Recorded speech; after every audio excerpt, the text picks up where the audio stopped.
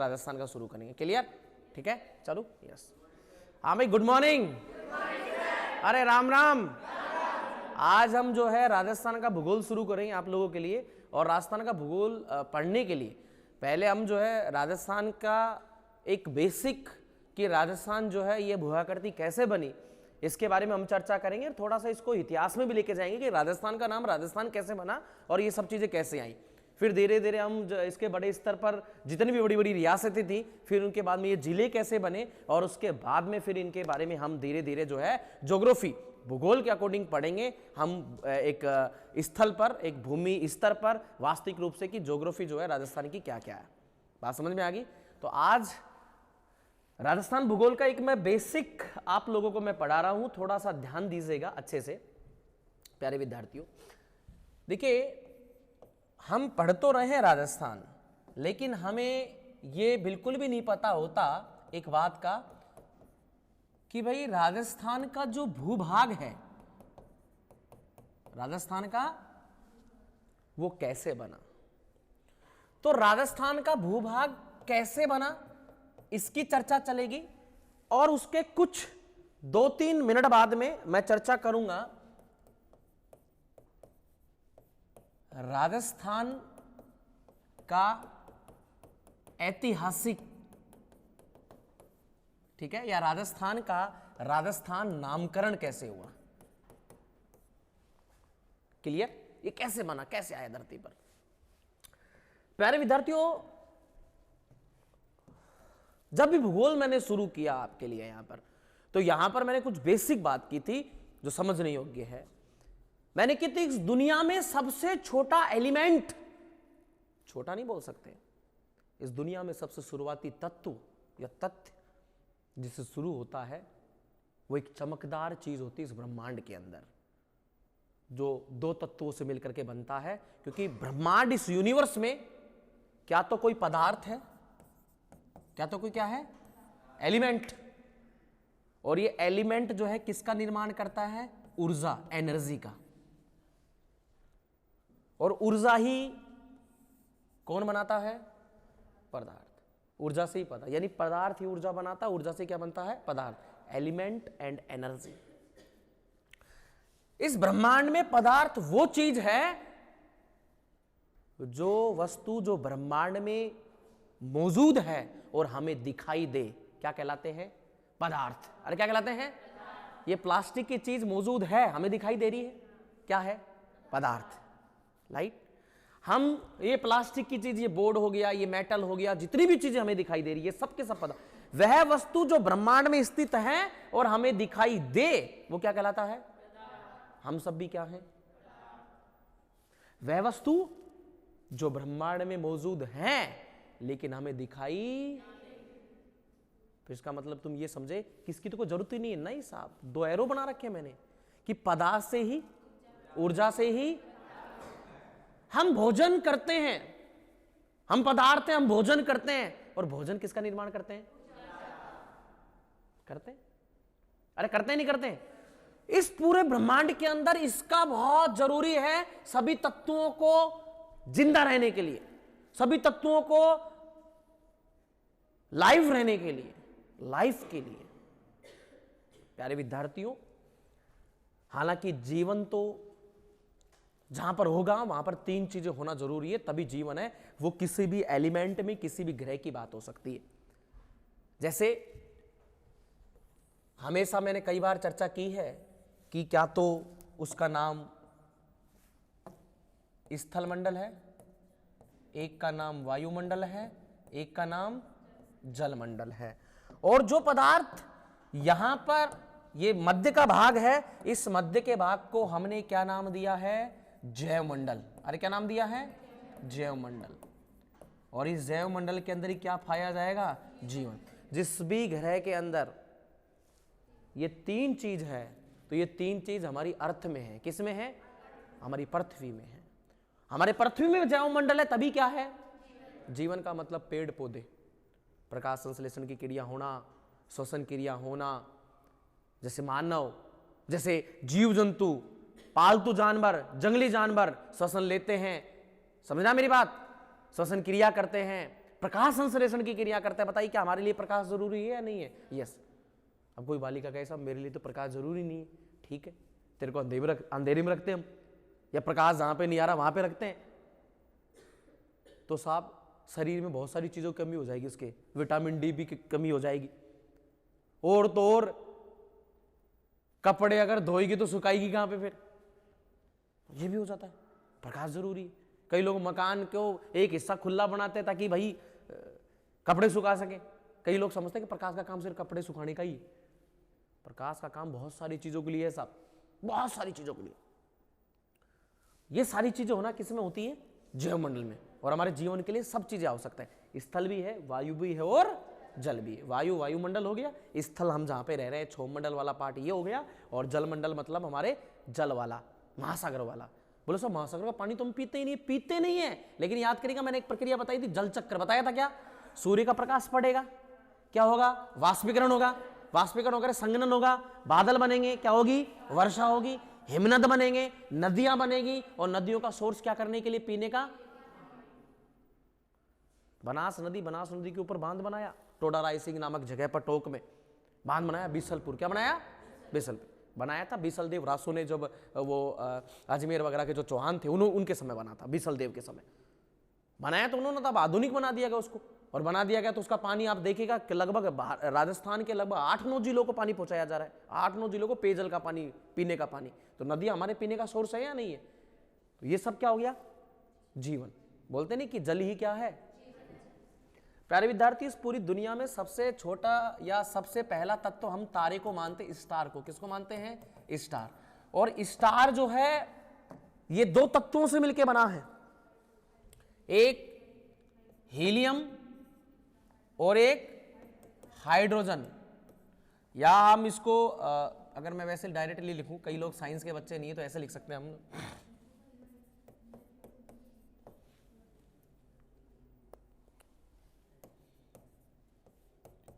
पता नहीं इस क्लास में क्या तो सड़ा कोई डर खत्म हो गया तुम लोगों का, या मेरे को लग रहा है कि तुम बहुत बड़े डॉन के बट यहाँ पे औलाद हो।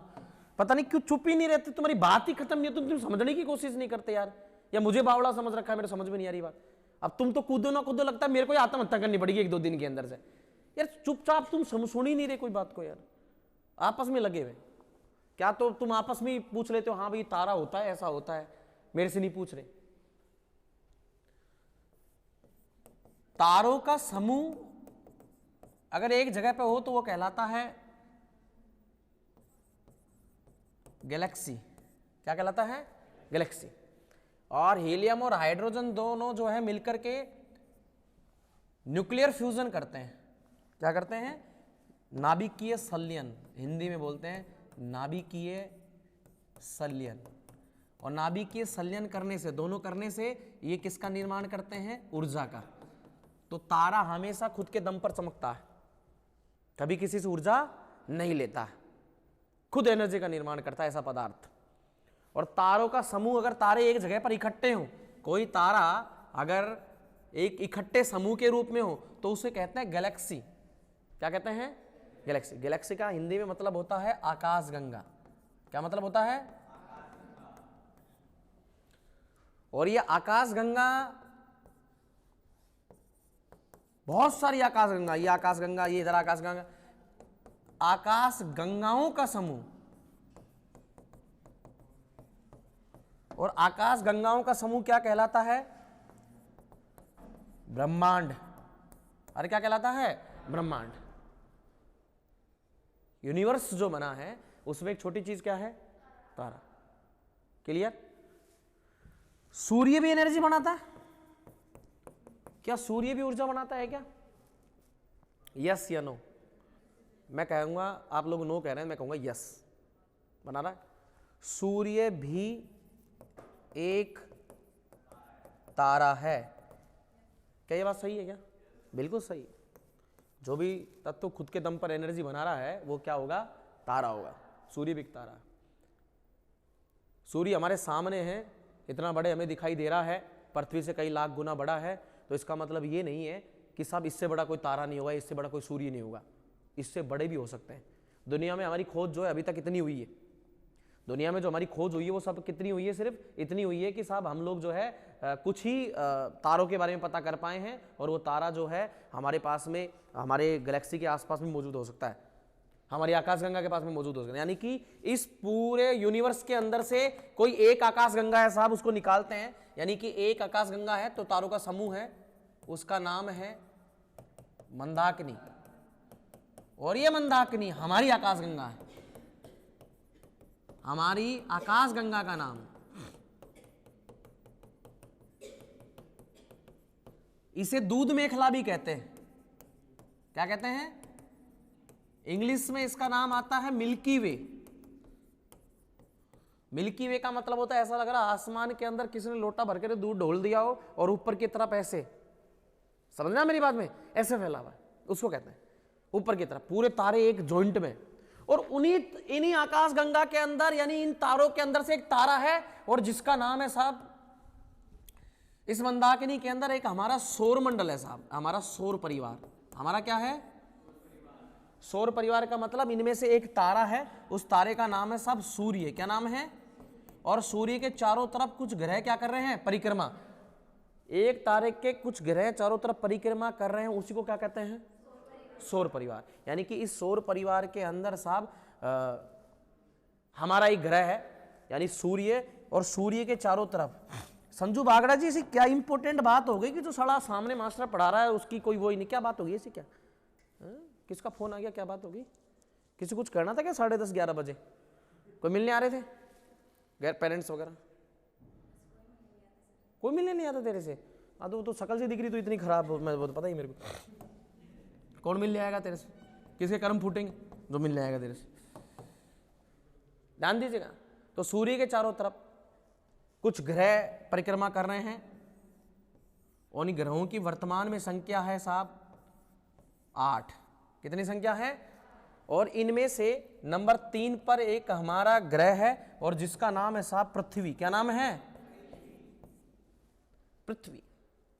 और ये पृथ्वी के अंदर जो है, पृथ्वी 2 चीजों से मिलकर के बनी है, एक का नाम है महाद्वीप और एक का नाम क्या है? महासागर।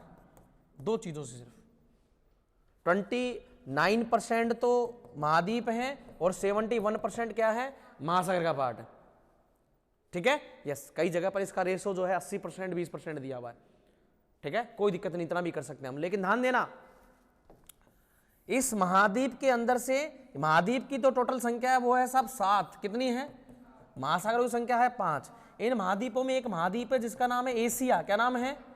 एशिया महाद्वीप के अंदर एक देश है, और देश का नाम है साहब भारत। और भारत के अंदर एक राज्य है, उस राज्य का नाम है साहब क्या? और हम किसका भूगोल पढ़ेंगे? क्लियर?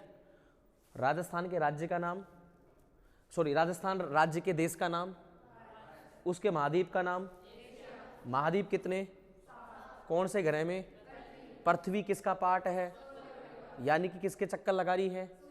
क्या सूर्य चक्कर लगा रहा है क्या? नहीं साहब, सूर्य भी एक क्या है? तारा। सूर्य एक जो है, सूर्य भी तारों का समूह है, तारों के समूह के अंदर हिस्सा है। वो तारों के समूह का एक समूह का नाम क्या है? बहुत सारे समूहों का नाम क्या कहलाता है? ब्रह्मांड किससे मिलकर के बना है? आकाशगंगा किसका समूह है? तारा किससे बना है? तारे क्या बनाते हैं? ऊर्जा बनाते हैं, खुद की ऊर्जा बनाते हैं। तारे में क्या मौजूद होता है? हीलियम और ये दोनों ही आयन एक दूसरे को जो है संलयन करते हैं। संलयन करने से ये लोग क्या बनाते हैं? एनर्जी बनाते हैं। और एनर्जी बना करके, और साहब ये राजस्थान जो है हमारे सामने निकल करके आता है। बोलो, बात समझ गए क्या? जब पृथ्वी बन रही थी उस समय राजस्थान की भी बहुत सारी चीजें बन रही थी साहब। अगर आज से कई हजारों साल, लाखों साल पहले मैं जाऊं तो उस समय का एक युग था जिसका नाम था प्राग ऐतिहासिक काल। कौन सा काल था? प्राग ऐतिहासिक काल के अंदर कई सारी चीजों का निर्माण हुआ था। और हम हमारे जब राजस्थान के अंदर राजस्थान का भौतिक प्रदेश हम पढ़ेंगे, राजस्थान का क्या पढ़ेंगे? भौतिक प्रदेश का मतलब वर्तमान में भौतिक जो चीजें मौजूद है। और भौतिक प्रदेशों की हम चर्चा करें तो थार के मरुस्थल की चर्चा करेंगे। किसकी चर्चा करेंगे? हम अरावली की चर्चा करेंगे, पूर्वी मैदान की चर्चा करेंगे, हम पठारों की चर्चा करेंगे।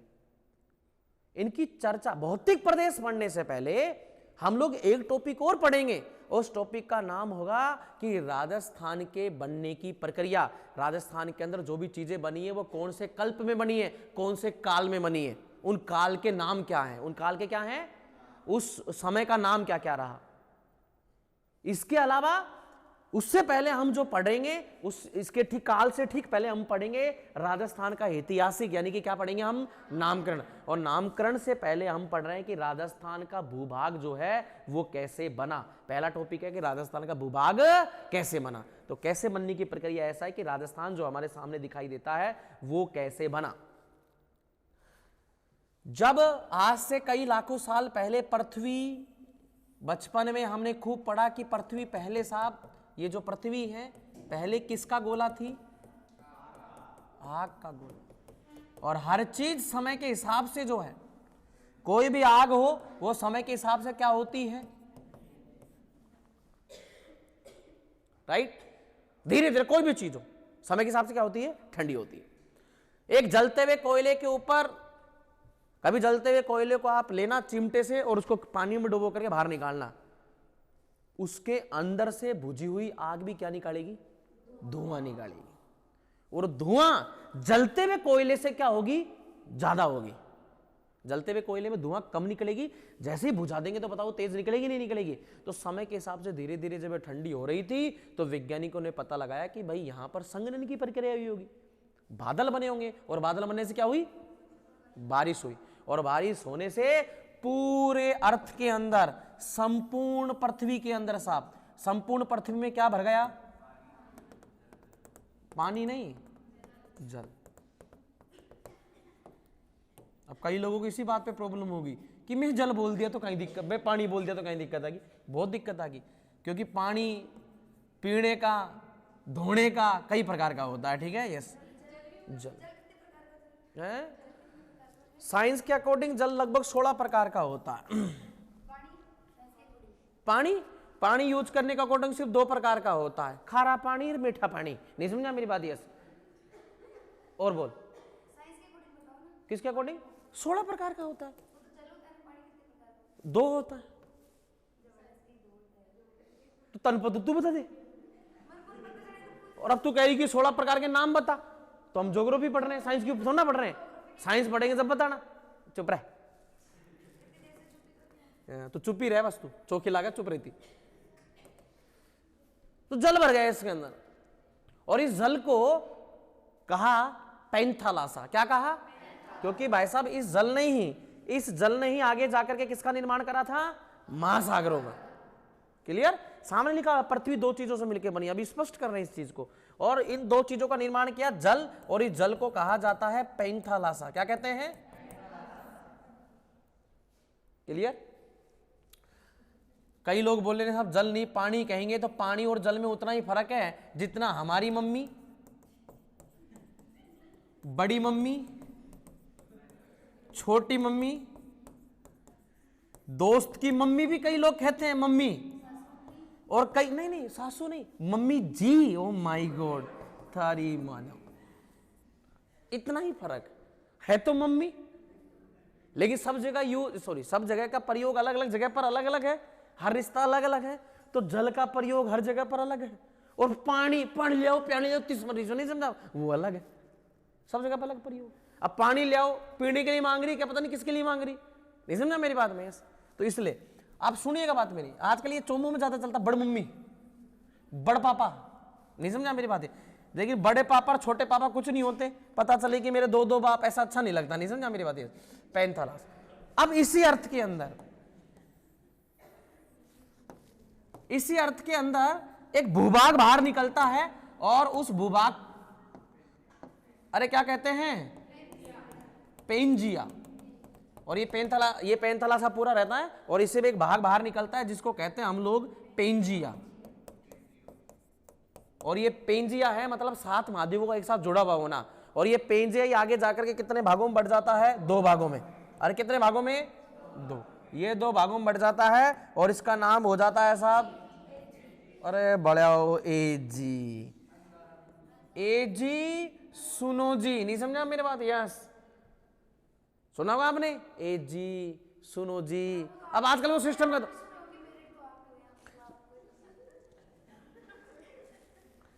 या फिर आजकल एक नई चीजें और चलने लगी, गोलू का पापा, नहीं समझा मेरे बात, यस वो भी हो सकता है, फलाने के पापा, उसके पापा। तो ए जी को आपको याद रखना, ए हमेशा ऊपर और जी हमेशा नीचे। और इसकी राज की बात मैं आपको बता सकता हूं, इसका मतलब होता है अरे गधे। क्या मतलब होता है? अरे, वो डायरेक्टली सबके सामने बोल नहीं पा रही थी, शॉर्टकट में बोल दिया, अरे गधे, ए जी, ओ गधे, ओ जी, नहीं समझा मेरे, सुनो गधे, सुनो जी। तो ए मतलब हो गया अंगारालैंड। बेटा तुम्हारी टेंशन मत ले, हमारी टेंशन करवाने कई लंबी लिस्ट है, समझना मेरे बात, यस कई ले ली टेंशन, तुम्हारी मतलब बिल्कुल भी।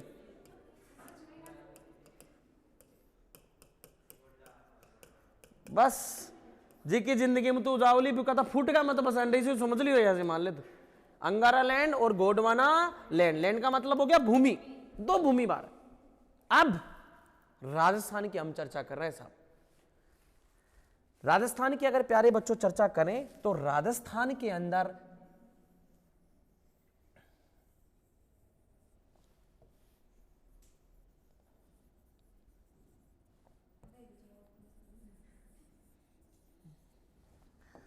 राजस्थान का मरुस्थल, राजस्थान का मरुस्थल, राजस्थान के अंदर राजस्थान की, वेरी गुड, राजस्थान की क्या, अरावली। इसके अलावा राजस्थान के अंदर राजस्थान का वह पार्ट जो, एक मिनट,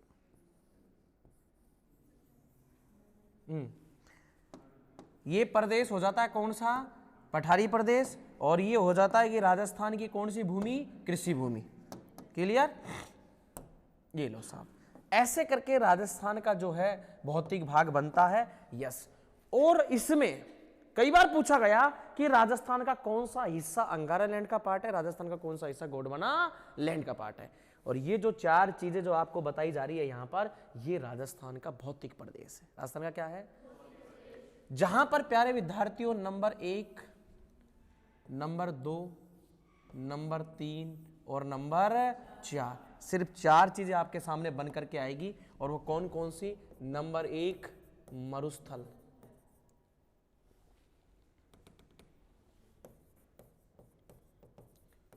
मरुस्थल को अगर पूरा लिखना चाहे तो किसका मरुस्थल? थार का।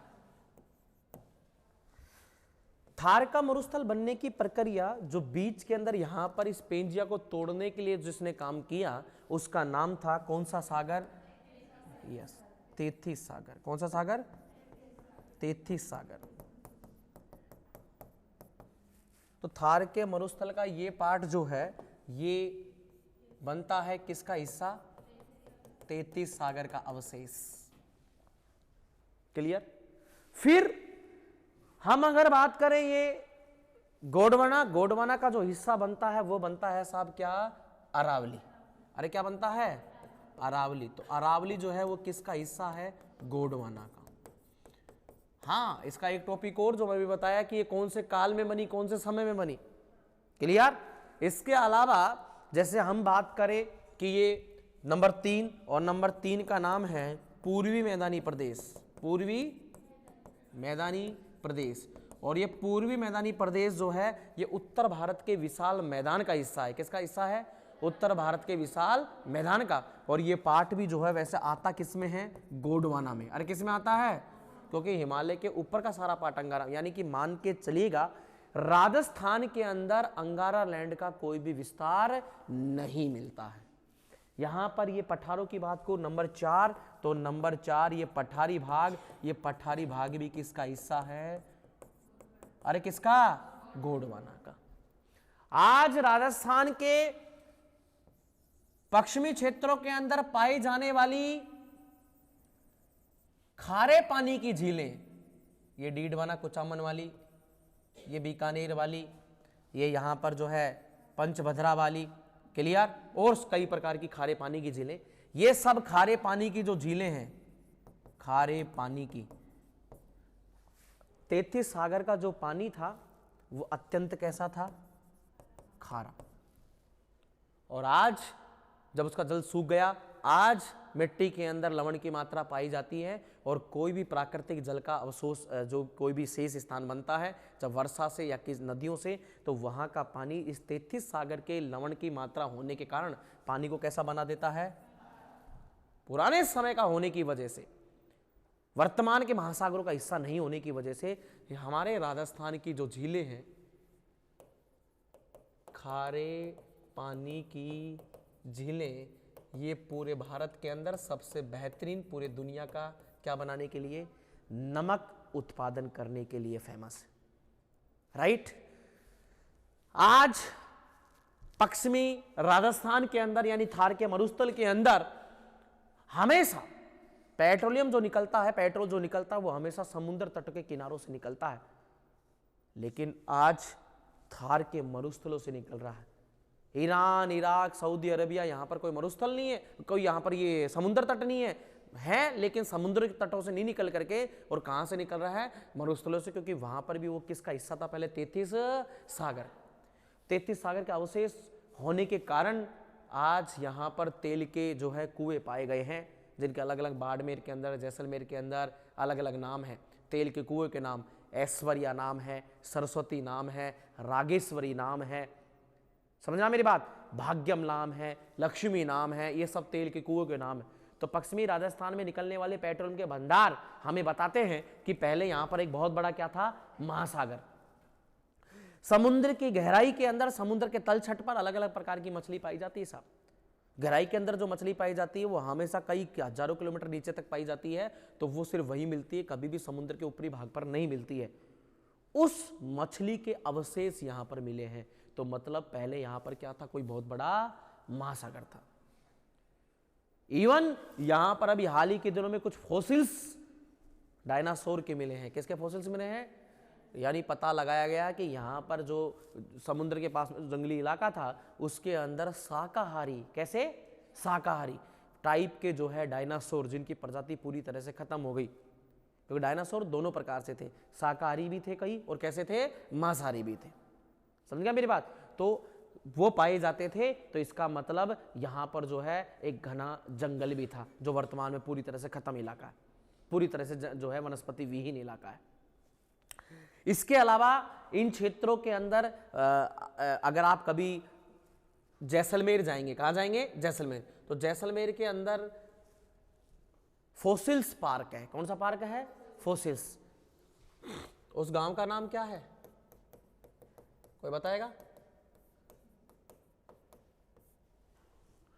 वहां पर मरु उद्यान है। क्या है, एक राष्ट्रीय मरु उद्यान, और वहां पर एक फॉसिल्स पार्क है। फॉसिल्स का मतलब जीवाश्म पार्क। क्या मतलब, जीवों के अंश, जीवों के अंश। और वो जीवों के जो अंश है, यानी कि पेड़ पौधों के आज से कई साल पहले के, जब ये पृथ्वी कुछ इस प्रकार से थी, ये पृथ्वी कुछ इस प्रकार थी, उस समय के जीवाश्म, उस समय के पेड़ पौधों के आज भी डंठल के अवशेष हैं। उनको वर्तमान में जो है कांच के बड़े बॉक्सों के अंदर रख रखा है, ठीक है, यस। और उस गांव का नाम है आक्कड़ वुड। आक्कड़, कौन सा गांव है, आक्कल, और नाम कर दिया वुड, वुड का मतलब लकड़ी। आक्कल वुड फॉसिल्स पार्क राष्ट्रीय मरुद्यान के अंदर। और कई बार पूछा गया कि इन फॉसिल्स जो वहां पर हैं अभी अवशेष, उनकी संख्या कितनी है, तो उसका आंसर होता है उनकी संख्या कितनी है, 25। कितनी संख्या है?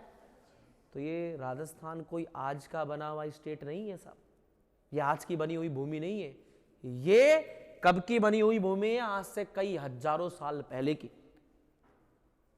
आज राजस्थान के अंदर पाए जाने वाले बहुत सारे पेट्रोलियम के भंडार, खारे पानी की झीलें, आक्कड़ फॉसिल्स पार्क, डायनासोर के मिलने वाले अवशेष, समुद्र की गहराई में मिलने वाली मछली के अवशेष, ये सारे के सारे मतलब ये जो एरिया है बहुत पुराना।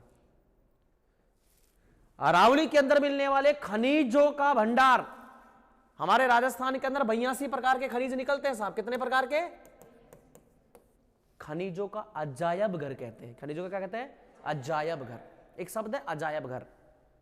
अजायब घर का मतलब होता है, कैसे कई बार आप म्यूजियम जाते हो, कहां जाते हो? म्यूजियम। म्यूजियम का मतलब संग्रहालय, जहां पर राजा महाराजों की अलग अलग चीजें रखी होती है। और लिखा होता है ना कि पहले राजा महाराजा की ये तलवार थी, ऐसे थे, ऐसे करते थे। अलवर टोल कभी गए हो आप, किसी किले दुर्ग में गए हो आप, तो वहां पर संग्रहालय, म्यूजियम आपने देखा हो, वो होता अजायब घर, जहां पे अजब अजब प्रकार की चीजें, वो अजायब घर कहलाता है। तो जहां पर ऐसा भारत का ऐसा स्टेट जहां पर अलग अलग प्रकार के खनिज निकलते हो, तो वो कौन है? राजस्थान। इसलिए राजस्थान को खनिजों का क्या कहते हैं? अजायब घर। समझा मेरी बात में? यस। और जहां पर जानवरों को पिंजरों में कैद करके रखा जाता है उसको कहते हैं साहब जू, चिड़ियाघर। क्या कहते हैं? चिड़ियाघर। क्लियर? लेकिन अब कई सारी चीजें देखी गई, अभी साइंस ने तरक्की की, चीजों पर शोध किया, पता लगाया कि भाई ये जो जानवर है जिनकी उम्र होती है 25 साल 30 साल जंगली जानवरों की, उनकी अब उम्र हो गई है 5 साल में मर रहे हैं वो चिड़ियाघर के अंदर पिंजरों में, क्योंकि साहब उनको वो वातावरण नहीं मिल पा रहा, मानसिक रूप से बीमार होकर के, और वो उनकी जो है मृत्यु हो जाती है। इसलिए क्या किया गया, अब ये चिड़ियाघर में ना रख करके इसके लिए बनाए जाएंगे जैविक पार्क। क्या बनाए जाएंगे? जैविक उद्यान। इंग्लिश में वो बोलता हूं, आप लोग समझेंगे, बायोलॉजिकल पार्क। क्या बोलेंगे? देखो इंग्लिश में नंबर आ रहे थे ग्रेस लगा करके, और इंग्लिश में समझ रहे बायोलॉजिकल पार्क। आपने देखा होगा नाहरगढ़ बायोलॉजिकल पार्क। कौन सा बायोलॉजिकल पार्क?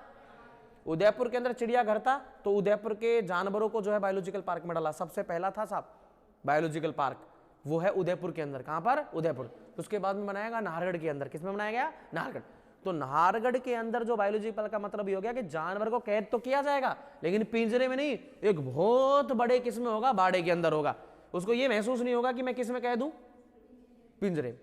तो कई देशों ने ऐसा शोध किया, बोले साहब इनको पिंजरों में कैद ना करके एक बहुत बड़ा बाड़ा ही कैद कर बना दो ना इसको। तो देखा गया कि उनकी उम्र की जो थी या फिर उनकी बीमार होने की जो थी गति वो कम हो गई। समझा मेरी बात में? यस। क्योंकि आदमी या जानवर कभी भी बीमार होता तो मेंटली बीमार होता है कि मैं बीमार हूं तो बीमार होगा। और उसने सोच लिया कि मैं बिल्कुल फिट एंड फाइन हूं, कोई दिक्कत नहीं, छोटी मोटी जुकाम है कोई दिक्कत नहीं समझा आप? तो उनके जुकाम कोई दिक्कत नहीं है, ऐसा मेंटली होता है। जैसे कि छोटा सा एक उदाहरण मैं बताता हूं आपको। एक बार एक व्यक्ति को पुलिस वालों ने पकड़ लिया, कोर्ट के द्वारा सजा सुनाई गई कि साहब तेरे को मृत्यु दंड मिलेगा। क्या मिलेगा? और उस मृत्यु दंड में मतलब ये तेरे को फांसी वांसी नहीं होगी, तेरे को एक सांप से कटवाया जाएगा। किससे कटवाया जाएगा? सांप से। और उस व्यक्ति के सिर को ढक दिया गया और 2 आलपिन उसके चुबाई, और जैसे उसके 2 आलपिन चुबाई उसके 5 मिनट बाद में वो मर गया। क्या सांप से कटवाया था? क्या उसने दिमाग ने ये डिसाइड कर लिया था कि मुझे किससे मरना है? सांप से। सांप नहीं, सांप से। ठीक है ना सिर्फ? तो सांप से मुझे मरना है, और वो 2 आलपिन को वो सांप समझा और उसके दिमाग ने ऐसे हार्मोन को विकसित किया, ऐसे जहर को विकसित किया, तो वो ऑटोमेटिकली मर गया। तो हमारे दिमाग में मेंटली में अगर समझ ले कि मेरे को याद नहीं हो रहा तो याद नहीं होगा, मुझे समझ नहीं आ रहा तो समझ नहीं आएगा। नहीं समझा मेरी बात में? यस। ये चीजें चलो वर्ल्ड पढ़ाया, वर्ल्ड ज्योग्राफी, बोले नहीं साहब इंडिया चला दी। अब इंडिया नहीं, बोले साहब राजस्थान। अब मैं देखूंगा सड़ो 4थी ज्योग्राफी कौन सी पढ़ोगे तुमने? समझा मेरी बात? यस। मैं ये देखना चाहता हूं, अब अगला मेरा यही होगा। इस चौमू की ज्योग्राफी, हाँ बहुत बड़ी, ये पढ़ाएंगे चौमू की ज्योग्राफी। बहुत लंबा कार्यक्रम चलेगा, साल भर लगेगा चौमू की ज्योग्राफी समझने के लिए आपको, है ना? यस। कि यहाँ पर बील कितने प्रकार के मिलते हैं, यहाँ पर आंवले कितने प्रकार के होते हैं, ओ माय गॉड, यहाँ पर बोर की कितनी कितनी प्रजातियां होती, ठीक है ना? और आदमियों की प्रजाति अगर पढ़ने बैठ गए तो साहब ये पूरा इतिहास कम पड़ जाएगा, ध्यान रखना। क्योंकि ये जो आदमी की प्रजाति यहाँ पर चौमू के अंदर है वो डायनासोर युग से भी पहले के हैं। नहीं समझा मेरी बात? यस। डायनासोर तो बाद में आए थे, समझे? नालायक हो। ये राजस्थान की छोटी सी बात है। अब इसका हम एक परिचय अगर हम पढ़ें इसका ऐतिहासिक, तो मेरी बात समझे आप? राजस्थान का भूभाग, तो ये राजस्थान के अंदर जितनी भी चीज होंगी ये न्यूएस्ट नहीं है, बहुत ज्यादा ओल्डेस्ट है, पुरानी है। जितनी ज्यादा पुराना भूभाग होगा वहां पर क्या निकलने की प्रकृति? खनिज। और ध्यान रखना, मैंने पहले भी आपको बताया, कोई भी चीज धरातल के अगर अंदर से निकाली जा रही है, कोई भी चीज जो धरातल के, तुम्हारे कॉलेज के बाहर एक जो पेड़ है नीम का वो है, ठीक है ना? यस। ये कईयों का गांव है, जैसे चौंप गांव है बगल के अंदर ही, वहां पर बर्फबारी होती है तो वहां पर ऐसे पेड़ मिलते हैं, स्प्रूस, देवदार वगैरह के, ठीक है ना? Yes yes. पाइन, वही। क्लियर? यस। कोई बात नहीं। तो कुछ लोग हैं, ये हैं, मुंह पे उंगली रख रखी इन्होंने, क्यों? क्योंकि इनके जुकाम लगी हुई है इसलिए, ठीक है? ओके। यस। कुछ लोग जो है यहाँ बैठे हैं, साथ में खा रहे हैं, ठोक रहे हैं खाना, टिफिन लेके आते हैं 2-2 3-3 4, नहीं समझा मेरी बात है? उनका काम होता है सिर्फ ठोकना, वो लोग हैं। ये पूरा का पूरा जो एरिया है ये स्थल मंडल है। कौन सा पार्ट है? और वातावरण के हिसाब से इसे अगर हम वायुमंडल का पार्ट बोले तो कौन सा मंडल है? क्षोभ मंडल। इस क्षोभ मंडल के ऊपर की तरफ जो भी चीज है वो खनिज नहीं है। इसके नीचे चाहे 1 फुट से या 10 फुट से या 20 फुट से जो भी चीजें निकाली गई वो सब की सब क्या कहलाएगी? खनिज। मेरा प्रश्न आपसे, जल एक खनिज है? यस और नो? बिल्कुल, जल भी एक क्या है? खनिज। अगला क्वेश्चन, कोयला एक खनिज है, पेट्रोलियम एक खनिज है या नहीं है? हीरा भी एक खनिज है, यस। लेकिन आजकल कुछ हीरे धरती पर भी पाए जाते हैं, नहीं समझा मेरी बात है? सबसे बड़ा उदाहरण आप मेरे को ले लीजिएगा, एक हाँ कोहिनूर तो खैर वो वहां ब्रिटेन में, आप उससे तुलना मत करो, मैं उससे भी ज्यादा अमूल्य हूं, नहीं समझा मेरी बात? यस, वो तो मतलब बहुत ज्यादा वो है, यस। अब इस बात को बोलने पर कई लोगों को इतनी भयंकर जलन होती है, नहीं समझा मेरी बात? यस, कि कोहिनूर हीरा अगर वास्तविक रूप से सामने होता तो वो खुद ही टूट करके अपने टुकड़े टुकड़े बखेर लेता, नहीं समझा मेरी बात? यस, खुद ही बिखर जाता, वो चटक जाता अपने आप के अंदर। जैसे कई बार किसी चीज की नजर लग जाती है तो टूट नहीं जाती, बोला देख किसी नजर लगा दी, नहीं समझा मेरी बात? यार कई लोगों ने कान में बढ़िया झुमका पहन रखा होता है, बहुत सुंदर लेके आई, पता चलता थोड़ी देर बाद आ लियो आ तो टूट रही हाथ में आगो, क्योंकि नजर लगा दी। और नजर का खेल होता ही है। तो मेरे भी कभी कभी, अब मैं जाके मैंने 1 किलो मिर्च लेके आ गया, नहीं समझा मेरी बात? यस, मुझे पता नजर लगती है, हीरा कभी भी चटक सकता है, तो रात के समय जो है मिर्च के जो नूनराई कर लो, खेल खत्म। अरे गरीब, तुम्हारे से बड़ा फैकोलॉजी हूं मैं, नहीं समझा मेरी बात? यस, तुम आप टेंशन मत लीजिएगा। तो धरती से जो भी नीचे से निकाला गया वो सबका सब क्या है? खनिज। बोला बात समझ गए क्या? तो हमारा जो ये पार्ट, ये भूभाग है हमारा राजस्थान जो है, ये सबसे ओल्डेस्ट है साहब। और इस ओल्डेस्ट से जो है जितने सारे खनिज निकाले जाते हैं, मतलब ये भूमि जो है सबसे ओल्डेस्ट भूमि। कोई दिक्कत किसी को? अरे दिक्कत है क्या? नहीं साहब। तो ये राजस्थान को राजस्थान नाम कैसे पड़ा, ये राजस्थान नाम इसको कैसे दिया गया? देखिएगा, अब एक्चुअल चीज यहां से शुरू होती है, इसका ऐतिहासिक नामकरण।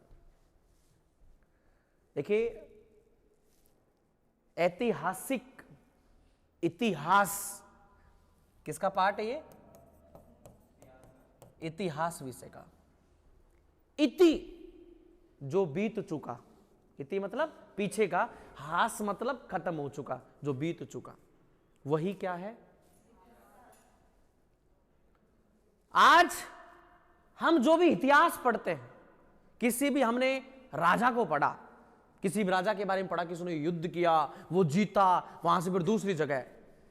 राजा लोग अनपढ़ हुआ करते थे, हमारे वाले राजाओं को छोड़ करके। हमारे जो राजा थे, हमारे कछवा वंश के, जयपुर के, ये बहुत इंटेलिजेंट थे। ग्रहों का, ज्योग्राफी का, साइंस का, फिजिक्स का, गणितज्ञ, संगीतकार, बड़े भयंकर थे ये लोग। रचना करते थे बैठे बैठे फ्री में, मतलब बैठे बैठे, मतलब कोई अपना समय जाया नहीं करते थे, और अपना फ्री टाइम पूरी तरह से जो है अपने रुचि को दिया करते थे, जिसमें इनको इंटरेस्ट था। समझा मेरी बात? हॉबी, कई बार अपना परिचय लिखते हैं, उसमें लिखते हैं ना हॉबी क्या है। हॉबी का मतलब जो चीज इसको पसंद हो। आप कभी लिख दे उसको हॉबी और लिख बोले ईटिंग, खाबो, नहीं समझा मेरी बात? ठोकबो, बताओ आप। सोना, कई लोग लिख दे सोबो। तो ऐसे लोग कहीं पर भी अपनी हॉबी बताएं तो बोले साहब बस खाबो और सोबो, मतलब समझ गए ये आदमी कैसे, नहीं समझा मेरी बात? तो इतिहास तो राजा लोग अनपढ़ थे, लेकिन ये अपने साथ में पढ़े लिखे लोगों को रखते थे, और ये लोग इनके नाम से इनकी जीवनी लिखते थे। जैसे अकबर के नाम से इनकी जो भी दरबार में रहते थे, अबुल फजल वगैरह, इन्होंने अकबरनामा लिखी। क्या लिखी? अकबरनामा। ठीक है। बाबर के समय तुजु के बाबरी, बाबरनामा उनके समय के, इनके इतिहास के समय। तो जब किताबें लिखी गई तो किताबों के सोर्स से पता किया गया। किताबों से पहले जब ये किताबें वगैरह लिखने के लिए हमारे पास में कोई सिस्टम नहीं था, तो ये लोग पत्थरों पे लिखा करते थे, शिलालेख। किस पर लिखते थे? कहने का मतलब कोई भी चीज बना देते थे, और बनाने के बाद में एक बड़ी शिला के ऊपर लिख करके या जमीन में गाड़ करके छोड़ देते थे, या उस जगह पर छोड़ देते थे, क्योंकि पत्थर पे लिखा हुआ मिट नहीं सकता। तो इसलिए उससे पता चलता था, जानकारी के सोर्स हमें पता चलते थे। आजकल कई बार जगह देखा होगा, कई बिल्डिंग वगैरह का इनोग्रेशन होता, कोई नेता वगैरह आता, देखना फीता काटता है, या पर्दा ऐसे हटाता तो वो शिलालेख लिखा होता है। क्या लिखा होता है? शिलालेख। वो शिलालेख था कि ताकि मिट ना पाए, परमानेंटली ये रहे, बारिश हो, धूल हो, कुछ भी। इससे पहले जो खतरनाक लोग थे, जो चीजों को जानते थे, इंटेलिजेंट थे, और जिससे हमारे भारत का जानते हैं, वो थे ऋषि मुनि। कौन थे? इतनी भयंकर तपस्या करते थे कि भगवान को भी प्रकट होने के लिए विवश कर देते थे ये लोग। समझा मेरी बात? तो हमारे इतिहास के अंदर बहुत सारे ऐसे ऋषि हुए हैं कि साहब जो हमारे राजस्थान के बारे में बहुत सारी बातें लिखी थी, बहुत सारी बात। अब ज्यादा तो नहीं जा सकते पीछे, लेकिन हम एक राजाओं से पहले, किताबों, शिलालेख से पहले ऋषियों के समय की अगर बात करें तो हमारे यहां पर रामायण का नाम बहुत ज्यादा आता है। किसका नाम आता है? और रामायण को जो लिखने वाला व्यक्ति था, यस, उसका नाम था वाल्मीकि। और वाल्मीकि एक कौन था? ऋषि था। इनके आश्रम हुआ करते थे, वहां पर पढ़ाया करते। ऋषि वाल्मीकि के द्वारा हमारे राजस्थान के अंदर मरुस्थल होने के कारण, ये मत सोचना कि ऋषि लोग थे जब मरुस्थल नहीं था। मरुस्थल तब से है जब राजस्थान जो है बनना शुरू हुआ था, जब पृथ्वी बनना शुरू हुई थी, तब से मरुस्थल है साहब। समझना मेरी बात में? क्योंकि उस समय था 33 सागर, तो खत्म हो गया था। उस समय राजस्थान के अंदर मरुस्थल होने के कारण, आप देखिएगा कहीं पर किसी गोत्र के लोग होते हैं, किसी ढाणी के अंदर, किसी ढाणी में किसके लोग होते हैं? कोई विशेष गोत्र के। क्या उस गोत्र के नाम से वो ढाणी नहीं हो जाती क्या? अरे हो जाती कि नहीं हो जाती? यस। अब जैसे मान लीजिए कोई बागड़ा हो, वो ढाणी का नाम आ जाए बागड़ों की ढाणी, नहीं समझा मेरी बात? यस। और कोई गांव में बागड़ा रहते उनकी चलती नहीं हो तो वो बात अलग है, नहीं समझा मेरी बात? यस। तो ये इसका नाम कर दिया मरुकांतर। क्या कर दिया? यानी कि राजस्थान को ऋषियों के समय प्राचीन नाम क्या था? मरुकांतर।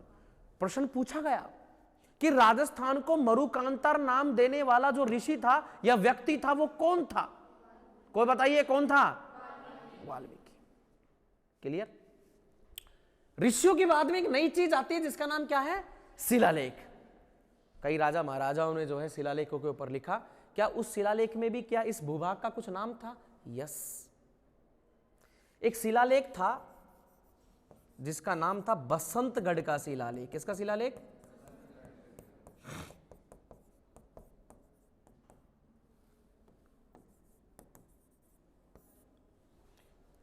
बसंतगढ़ का शिलालेख वर्तमान में जो है सिरोही में है, भीलवाड़ा वगैरह उन क्षेत्रों से निकला था, सिरोही के अंदर है, उस वर्तमान में रखा हुआ है वहां की म्यूजियम के अंदर। बसंतगढ़ के शिलालेख के अंदर इसका नाम लिखा हुआ था राजस्थानादित्य। राजस्थानादित्य, ये नाम लिखा हुआ था कि ऐसा राज, ऐसी रियासत जिसका जैसा कोई दूसरी रियासत ना हो, वो क्या कहलाया? राजस्थानादित्य। ये नाम वहां पर लिखा हुआ था। और ये शिलालेख पूछा गया कि शिलालेख वर्तमान में कहां पर है, तो ये राजस्थान में शिलालेख कहां पर है? सिरोही। ये ध्यान, वर्तमान में निकला कहां से होगा, तो ये बताया कि साहब भीलवाड़ा वगैरह क्षेत्र के अंदर जो राजस्थान का दक्षिणी जो पार्ट है, यहां से निकला था, इन क्षेत्रों से अंदर निकला था। और इस शिलालेख को वर्तमान के अंदर कहां पर? यहां पे पड़ती है सिरोही। क्या पड़ती है? सिरोही। उदयपुर के ठीक पास में पाली है, ऊपर की तरफ सिरोही है, इधर की तरफ बाड़मेर वगैरह का इलाका आता है। अब बाड़मेर नहीं, अब एक नया जिला आ गया बालोतरा, वहां पर है साहब। क्लियर? तो ये होगी राजा महाराजाओं के समय की बात। कहां गए? ये होगी राजा महाराजाओं के समय की बात। अब किताबों को जो लिखने वाले लोग थे, इन मुगलों के बाद में जो लोग आए वो थे साहब अंग्रेज। कौन थे? दो बातें कर चुका हूं, 1 और 2 एज इट इज पूछा गया कि राजस्थानादित्य कब कहा गया, या बसंतगढ़ शिलालेख में क्या कहा गया। पूछा गया कि वाल्मीकि ऋषि ने, ऋषियों के समय क्या नाम था? मरुकांतार। क्लियर? यस। ये इसको भी मैं एक बार व्हाइट में लिख देता हूं ताकि समझे, क्योंकि ये चीज अपने को उतारने वाली है। मरुकांतार। अब अंग्रेजों का समय आता है। किसका समय आता है? प्यारे विद्यार्थियों, अगर देखा जाए तो सन 1600 ईस्वी के अंदर ब्रिटेन की एक रानी थी जिसका नाम था एलिजाबेथ। क्या नाम था? राजाओं का शासन था वहां पर भी। और इस एलिजाबेथ ने एक चार्टर एक्ट निकाला। चार्टर एक्ट का मतलब इसने एक चार्टर का मतलब होता है छोटा प्लेन, क्या मतलब होता है, जिसके अंदर 10-5 लोग बैठ सके, बस प्लेन, हवाई जहाज, उसके अंदर जो है कुछ लोगों के माध्यम से चिट्ठी वगैरह लिखी और बड़े बड़े जो भी ब्रिटेन के आसपास में जो शहर थे उनमें बड़े बड़े जो लोग थे, पैसे वाले लोग थे, उनको वो चिट्ठी भिजवाई और एक नियम निकाला कि आप लोग ब्रिटेन छोड़ करके या ब्रिटेन में कच्चा माल लाने के लिए आप लोग जाओ विदेश। कहां जाओ? और विदेश में भी आपको इधर की तरफ नहीं जाना, आपको जाना है जहां पर बारिश वगैरह ज्यादा हो रही है, जहां पर कृषि कच्चा माल ज्यादा पैदा हो रहा है, और आपको जाना है पूर्वी एशिया की तरफ। किधर जाना है? और ये लोग पूर्वी एशिया की तरफ गए और जिसके अंदर सबसे पहले ये आए भारत। कहां पर आए? और भारत के अंदर ये बंगाल क्षेत्र के अंदर आकर, पूर्वी बंगाल क्षेत्र की तरफ, और इन्होंने अपनी एक कंपनी की स्थापना की जिसका नाम था ईस्ट इंडिया। और इसके बाद में धीरे धीरे धीरे आगे बढ़ते रहे, उसके अंदर कई सारे लोग आते गए, जिसमें एक व्यक्ति का नाम था जिसमें एक पद का नाम था जिसका नाम था वॉइस रॉय। क्या नाम था? वॉइस रॉय। वॉइस रॉय कहते थे, पद का नाम था ये, वॉइस रॉय बना दिया गया। और ये वॉइस रॉय पूरे भारत का एक हुआ करता था। और इसको टैकल करने के लिए कौन थी? एलिजाबेथ। उसी समय एक व्यक्ति आया सन 1800 के अंदर जिसका नाम था जॉर्ज थॉमस। क्या नाम था भाई साहब? जॉर्ज थॉमस जो व्यक्ति था उसने एक किताब लिखी थी जिसका नाम था, मतलब जॉर्ज थॉमस ने एक था, उसके द्वारा अपना एक किताब लिखी थी और उसने नाम दिया था हमारे इस राजस्थान का। यहां देखा कि भाई यहां पर जो है बहुत सारे राजा रहते हैं, बहुत सारे क्या रहते हैं? राजा। और राजा रहने के कारण इन्होंने नाम दे दिया किसके बेटे? राजाओं के बेटे, यानी कि राजपूत। क्या दे दिया? और नाम दे दिया जिस स्थान पर रह रहे हैं उसका नाम दे दिया राजपूताना। क्या नाम दे दिया? कौन से सन की बात थी? देखिएगा, मैंने कहा था ऐतिहासिक नामकरण करेंगे हम, मैं इतिहास की बातें कर रहा हूं। और सन 1800 के अंदर एक व्यक्ति आया। प्यारे बच्चों, ये आरएस का बेसिक पार्ट है, ये आप सीईटी का भी एग्जाम देंगे तो उसके बेसिक पार्ट के अंदर ये बात आती है। समझा मेरी बात में? इस बेसिक पार्ट के अंदर सारी चीजें जल्दी आपके दिमाग में धीरे धीरे फिट बैठनी चाहिए सारी चीजें। सन 1800 के अंदर एक व्यक्ति था जिसका नाम था जॉर्ज थॉमस। क्या नाम था? और साहब इस जॉर्ज थॉमस ने कोई किताब लिखी होगी और उसने राजस्थान का नाम दिया, बोलो, राजपूताना। क्लियर? ऐसा नाम दिया। क्या ये किताब हमने पढ़ी?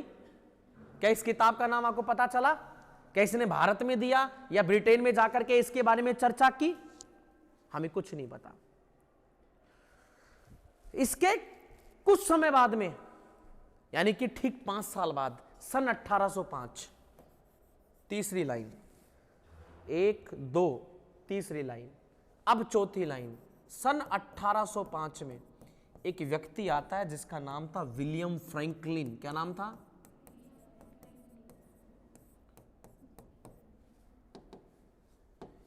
William Franklin.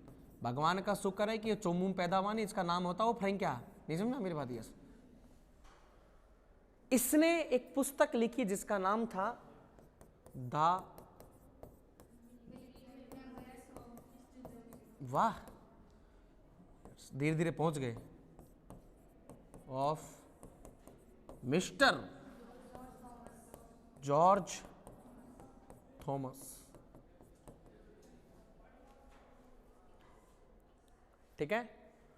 और इस विलियम फ्रैंकलिन ने इस नाम की पुष्टि की कि जॉर्ज थॉमस ने क्या नाम दिया? पुष्टि कहां पर की? अपनी खुद की पुस्तक।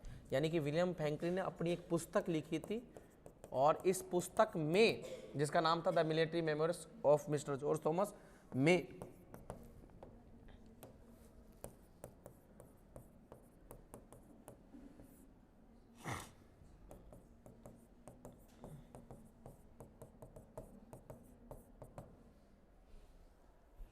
बेटा खड़ी हो, खड़ी हो,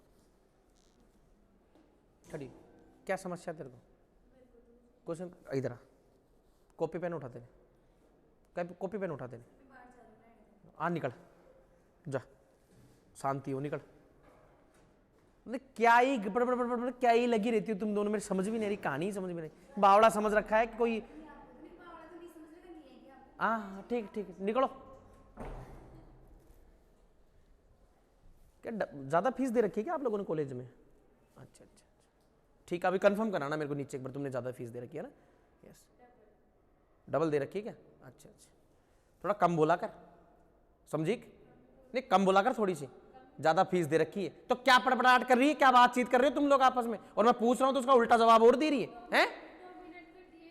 क्या 2 मिनट कर रही है कि तू बात, कम से कम कितनी बार 2 मिनट कर रही है कि तू बात, झूठ बोल रही है? 2 मिनट कर रही है बात, कितनी बार आया, जब से आता हूं तब से लगी रहती है दोनों की दोनों ना। कोई ऐसा समझ रखा है क्या, कोई हल्का आदमी समझ रखा है क्या तूने, तुम दोनों ने? नहीं तो तूने डबल फीस दे रखी है ना, कंफर्म कराना नीचे, अभी नीचे कराना, कंफर्म कराना। हाँ तो नीचे कराना करना, तो साल की डबल फीस देती है बात करने के लिए ना, ठीक, अभी नीचे बात मिलता मेरा, समझी? हाँ चल लेना, बोल रही हो रे सामने, घर पे भी ऐसी बात करती है क्या सबसे? ऐसी बात करती है? अच्छा अच्छा अच्छा ठीक है बेटा, आज के बाद नहीं कर पाएगी तू बात, क्लास में तो नहीं कर पाएगी, ठीक है ना, ये गारंटी है, ये ध्यान रखना, गलतफहमी मत जीना, पहले बता देता हूं बात मेरी, तू ही नहीं कोई, सबको ही कह रहा हूं मैं, जीना मत बिल्कुल भी गलतफहमी में, समझ में आ गई बात? और किसी और के सामने करना, मेरे सामने मत करना बात बिल्कुल भी, और सामने बिल्कुल भी। दे रखी है फीस,